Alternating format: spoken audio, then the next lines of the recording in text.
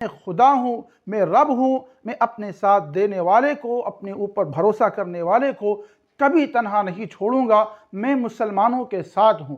اگر تم ان مسلمانوں کو دھوکہ دو گے، ان کے خلاف سازشیں کرو گے تو یاد رکھنا تم مجھے ان کے ساتھ پاؤ گے۔ السلام علیکم ورحمۃ اللہ وبرکاتہ۔ بسم اللہ الرحمن الرحیم۔ سورہ بقرہ رکوع نمبر 2۔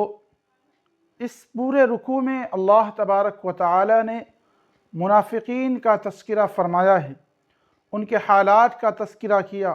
منافقین کسے کہتے ہیں، ان کی عادات کیا تھیں، وہ کیا کرتے تھے، ان کے کرتوت اور کارنامے کیا تھے۔ اللہ تبارک و تعالی نے اس رکوع کے اندر ان کا تذکرہ فرمایا ہے۔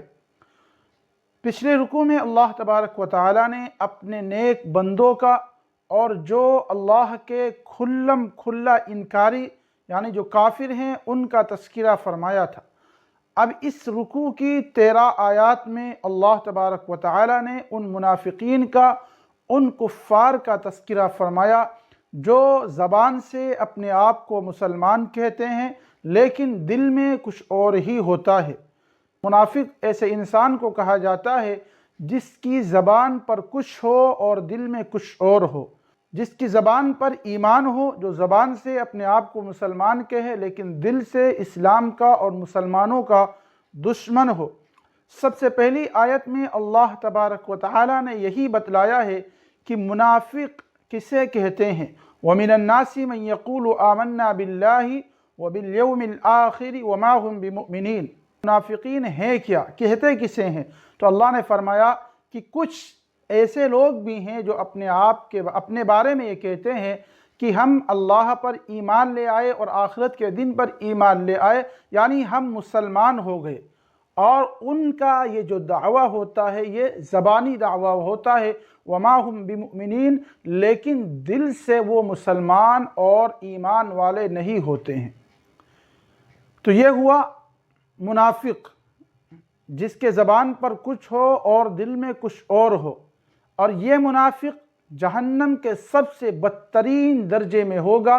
ان المنافقین فی الدرک الاسفل من النار، کہ منافقین جہنم کے سب سے نچلے حصے میں ہوگا۔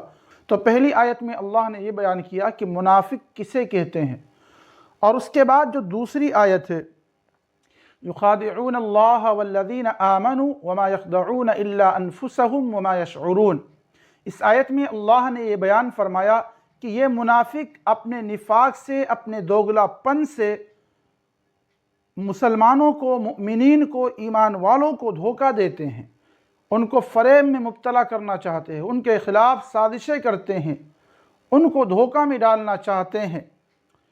یہاں پر اللہ تبارک و تعالی نے اپنا تذکرہ فرمایا کہ یہ منافقین اللہ کو دھوکہ دیتے ہیں، اللہ کو فریب میں مبتلا کرنا چاہتے ہیں۔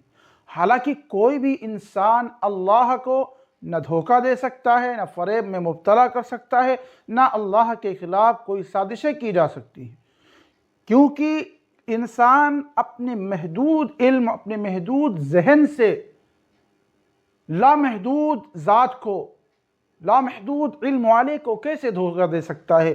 اس کو فریب میں مبتلا نہیں کیا جا سکتا۔ خدا کو ہر چیز کا علم ہے، ہماری سازشوں کا، ہمارے کرتوت کا، ہم کیا کرنا چاہتے ہیں، کیا کرنے والے ہیں، کیا کرنے کی کوشش کر رہے ہیں، یہ خدا سب کچھ جانتا ہے۔ منافق ہو، دنیا کی کوئی بھی طاقت ہو، وہ خدا کو دھوکہ نہیں دے سکتی ہے۔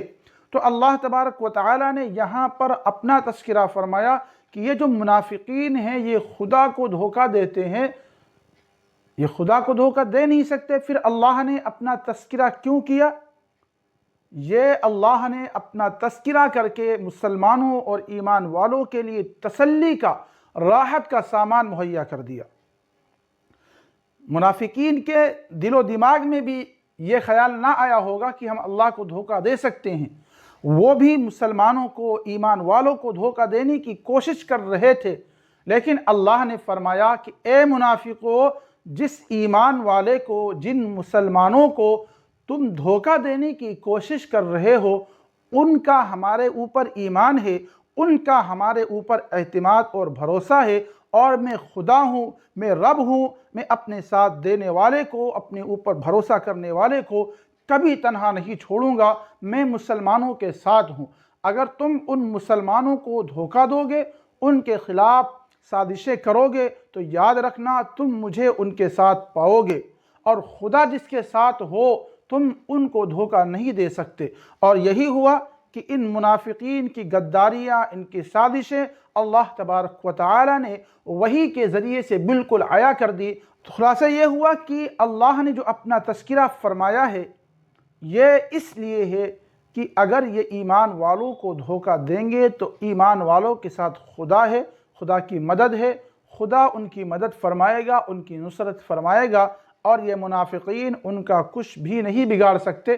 اللہ فرماتا ہے کہ یہ اپنی سوچ اور سمجھ کے اعتبار سے یہ سمجھتے ہیں کہ میں مسلمانوں کو دھوکہ دے رہا ہوں، حالانکہ حقیقت میں دھوکے میں تو یہی مبتلا ہے کہ اللہ نے ان کو ڈھیل دے رکھا ہے، ان کو مہلت دے رکھی ہے۔ جو ہی آنکھ ان کی بند ہوگی تب پتہ چلے گا کہ دنیا کے اندر دھوکے میں کون تھا۔ پھر اس رکوع کی تیسری آیت کے اندر اللہ تبارک و تعالی فرماتا ہے فی قلوبہم مرض فزادہم اللہ مرضا ولہم عذاب علیم بما کانوا یکذبون، کہ یہ جو منافقین ہیں ان کے دل کے اندر مرض اور بیماری ہے۔ تو مرض نام ہے انسان کے جسمانی اعتدال کو بگاڑ دینے کا، انسان کے جسمانی توازن کو، بیلنس کو بگاڑ دینے کا نام مرض ہے، اور یہ مرض اگر بڑھتا رہے گا تو آخری منزل جو مرض کی ہے موت ہے۔ ایسے ہی نفاق جو ہے، زبان پر کچھ دل میں کچھ، یہ بھی روحانی مرض ہے۔ اس مرض کے ذریعے سے انسان کا جو کمال ہے، انسانی جو کمال ہے وہ بگڑ جاتا ہے۔ انسانی کمال یہ تھا کہ جس رب نے ہمیں بنایا ہے ہم اس کا شکر کرتے، اس پر ایمان لاتے، اس کی قدر کرتے، اس کا حکم مانتے، لیکن جب ہم نے اس کا انکار کیا گویا کہ ہماری روحانی کیفیت، ہماری روحانی توازن اور اس کا اعتدال اور بیلنس بگڑ گیا۔ اب یہ مرض خدا کا انکار، خدا کے ساتھ نفاق، خدا کے ساتھ شرک، یہ مرض جو ہی بڑھتا رہے گا اور انسان اسی حالت میں اس کی موت آ گئی تو اب گویا کہ یہ مرض اس کو ہلاک اور برباد کر دے گا۔ جس طریقے سے جسمانی مرض بڑھتا رہتا ہے تو اس کے جسم کو فنا کر دیتا ہے، ایسے ہی روحانی مرض، خدا کے ساتھ انکار، اس کے ساتھ شرک اور اس کے ساتھ نفاق، یہ مرض بھی جو ہی بڑھتا رہتا ہے انسان کے روح کو، اس کے دل کو برباد کر دیتا ہے۔ نفاق میں روحانی مرض تو ہے ہی، جسمانی مرض بھی ہے کہ منافق کو ہر وقت یہ خطرہ لاحق رہتا ہے کہ کہیں ایسا نہ ہو ہمارا نفاق کھل جائے، ہم پکڑے جائیں۔ اسی سوچ میں اس کا جسم بھی گھلتا رہتا ہے، جسمانی مرض میں بھی وہ مبتلا رہتا ہے۔ تو منافقین کے دل میں اللہ فرماتا ہے مرض ہے، ان کے دل میں، ان کے روح میں مرض ہے، اسی وجہ سے وہ حق کو قبول نہیں کرتے۔ وَلَهُمْ عَذَابٌ عَلِيمٌ بِمَا كَانُوا يَكْذِبُونَ، آخرت کے دن ان کے لیے بہت ہی دردناک اور بھیانک عذاب ہوگا۔ پھر اگلی آیت میں اللہ تبارک و تعالی نے فرمایا کہ جب ایمان والے اور اللہ کے نبی ان منافقین سے کہتے ہیں کہ تم زمین میں فساد مت مچاؤ، فساد برپا مت کرو، تو وہ تو کہتے ہیں کہ ہم فساد کرتے ہی نہیں، ہم تو خیر کا اور اصلاح کا کام کر رہے ہیں۔ کچھ فساد ایسے ہوتے ہیں جس کو لوگ فساد سمجھتے ہیں، چوری کرنا، ڈکیتی کرنا، زنا کرنا، کسی کو قتل کرنا، خون خرابہ کرنا، لڑائی جھگڑا کرنا، اس کو سب ہی فساد سمجھتے ہیں۔ لیکن کچھ فساد ایسے ہوتے ہیں جس کو لوگ فساد سمجھتے نہیں، لیکن وہ انسان اس کام میں مبتلا ہوتا ہے، یعنی اپنے آپ کو یہ سمجھتا ہے کہ میں فساد کا کام نہیں کر رہا، میں بھلائی کا کام کر رہا ہوں، لیکن حقیقت میں وہ فساد کا کام کر رہا ہوتا ہے۔ کینہ، حسد، جلن، بغض، نفرت، عداوت، زبان پر کچھ ہو دل میں کچھ ہو، یعنی نفاق، یہ سب وہ چیزیں ہیں کہ انسان اس کو یہ سمجھتا ہے کہ میں کوئی بھی فساد والا کام نہیں کر رہا، حالانکہ یہ جو ہے اس کے ذریعے سے پورا کا پورا معاشرہ تباہ اور برباد ہو جاتا ہے۔ معاشرے کے اندر ایسی برائیاں جنم لینے لگتی ہیں کہ دو انسان جن کے اندر پیار اور محبت تھا، پیار اور محبت سے رہتے تھے، بغض، نفرت، عداوت، کینہ، نفاق، ان سب کی وجہ سے ان میں دوریاں ہو جاتی ہیں۔ تو اللہ کے نبی نے، مسلمانوں نے جب ان منافقین سے کہا، اللہ فرماتا ہے کہ تم فساد مت مچاؤ، مسلمانوں کی مجلس میں آتے ہو کچھ کہتے ہو، مشرکین کے یہاں جا کر کچھ کہتے ہو، ان کے درمیان اور زیادہ دوریاں پیدا کرتے ہو، مسلمانوں کی مجلس میں آتے ہو تو اپنے آپ کو مسلمان ظاہر کرتے ہو، اور منافقین کے یہاں جا کر وہاں نرمی اور مداہنت اختیار کرتے ہو اور مسلمانوں کے خلاف ان کو ابھارتے ہو، اکساتے ہو، اور سادہ لوگ جو نئے نئے مسلمان ہوئے ہیں ان کے پاس جا کر تم اسلام کے خلاف اعتراضات کرتے ہو، تو یہ فساد ہی تو ہے۔ اللہ جب فرماتا ہے کہ تم فساد مت کرو تو وہ کہتے ہیں کہ ہم تو خیر کا اور اصلاح کا کام کر رہے ہیں۔ اللہ فرماتا ہے الا انہم هم المفسدون ولکن لا یشعرون، کہ تم خیر کا اور اصلاح کا کام نہیں کر رہے ہو، تم فساد ہی دنیا میں مچا رہے ہو، تمہارے ذریعے سے دنیا میں فساد ہی برپا ہوگا۔ اگر تم اصلاح اور خیر چاہتے ہو تو جو تم نے زبان سے اقرار کیا ہے، دل سے بھی اسی ایمان کا اور اسلام کا اقرار کر لو۔ اور اگر تم اصلاح اور خیر کا کام کرنا چاہتے ہو، ابھی تک تم نے زبان سے کلمہ پڑھا ہے، اب تمہیں چاہیے کہ تمہارے زمانے کے اندر اللہ کے نبی کے دور کے منافقین کا تذکرہ ہو رہا ہے، تو اللہ فرماتا ہے کہ اے منافقین، تم یہ کہتے ہو کہ ہم بھلائی کا، خیر کا، اصلاح کا کام کر رہے ہیں، اگر تم اس دعوے میں سچے ہو تو تمہارے زمانے میں جو سب سے بہترین ایمان والے ہیں، جو سب سے بہترین لوگ ہیں، تم خیر کا کام تم اپنے اس دعوے میں تبھی سچے ہوگے جب تم اپنے ایمان کو ان لوگوں کے ایمان کی طرح بنا لو۔ وَإِذَا قِيلَ لَهُمْ آمِنُوا كَمَا آمَنَ النَّاسِ، جب ان سے کہا جاتا ہے کہ ایمان لے آؤ جیسا کہ یہ لوگ یعنی صحابہ کرام ایمان لائے۔ اب اس آیت میں آپ غور کرو، اللہ کیا فرماتا ہے کہ ایمان، منافقین بھی ایمان کا دعویٰ کر رہے تھے، وہ بھی زبان سے کلمہ پڑھتے تھے، وہ بھی مسجدوں میں جا کر نمازیں پڑھتے تھے، یعنی کبھی ظاہر میں انہوں نے اپنا نفاق، اپنا کفر ظاہر نہیں کیا، وہ بھی ہر وہ کام کرتے تھے ظاہر میں جو مسلمان کرتا ہے، تو ظاہراً وہ بھی مسلمان لگتے تھے، لیکن اللہ فرماتا ہے کہ ہمیں ایسا ایمان، ایسا اسلام نہیں چاہیے، ہمیں تو وہ ایمان اور وہ اسلام چاہیے جو ان لوگوں میں یعنی صحابہ کرام میں ہے۔ تو اللہ نے فرما دیا کہ صحابہ کرام کا ایمان ہی معیار حق ہے۔ اگر تم سچے مومن بننا چاہتے ہو، اگر تم یہ چاہتے ہو کہ ہمارا ایمان خدا کی نظر میں معتبر ہو، خدا ہمارے ایمان کو قبول کرے، ہمارے اعمال کو قبول کرے، تو ہمیں اپنا ایمان، ہمیں اپنا اعمال صحابہ کرام کی طرح کرنا ہوگا۔ صحابہ کرام کا ایمان، ان کے اعمال، ان کی زندگی ہی حقیقی اسلام اور حقیقی ایمان کے لیے معیار ہے۔ جب تک ہم اپنے ایمان کو، اپنے اعمال کو صحابہ کرام کے معیار پر نہیں اتاریں گے، ہمارا ایمان خدا کی نظر میں معتبر نہیں ہوگا۔ قرآن کی اس آیت سے یہی پتہ چلتا ہے۔ حالانکہ آج کے زمانے میں بھی ہم لوگ اسلام اور دین کو اپنی پسند کے مطابق ڈھالنا چاہتے ہیں۔ ہمیں یہ چیز پسند ہے لہذا یہ اسلام ہے، ہمیں یہ چیز پسند نہیں، ہم اسے اسلام نہیں مانتے، یہ چیز مجھے اچھی لگتی ہے، یہ ایمان ہے۔ اسلام اور ایمان اپنی پسند کا نام نہیں ہے کہ یہ چیز مجھے اچھی لگتی ہے ہم کریں گے دین سمجھ کر، اور یہ چیز مجھے اچھی نہیں لگتی ہم نہیں کریں گے، بلکہ دین کا معیار ہیں صحابہ کرام۔